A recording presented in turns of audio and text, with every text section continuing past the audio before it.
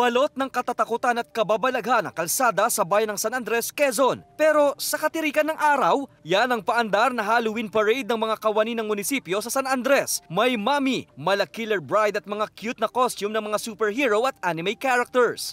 Kikilabutan ka naman sa mga animoy haunted office sa munisipyo. Meron din namang tila nasa dimensyon ka ng fantasy world. Ang mga disenyo rito inspired sa ilang kilalang horror films. Napansin ko kasi yung mga tao parang aloof sa munisipyo, parang natatakot or nahihiya even without the design. So parang I came up with the idea para yung mga kabataan, may memory sila na free sila pumasok sa munisipyo and to roam around. Sa susunod na taon, mas level up daw na Halloween event ang ma-enjoy ng mga empleyado ng munisipyo at mga taga San Andres.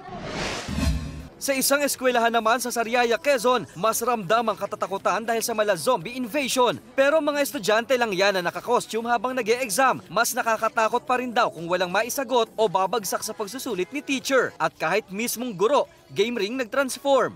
So talagang sabi nila kung hindi sila magre-review, hindi sila paghahanda yung exam, baka maging katulad sila sa zombie na talagang brain dead. Ang pagpapa-exam sa open air ni teacher paraan din para maiwasan ang umano'y kopyahan. Ginawang exam ng mga estudyante bago pa man ang undas break ng mga mag-aaral.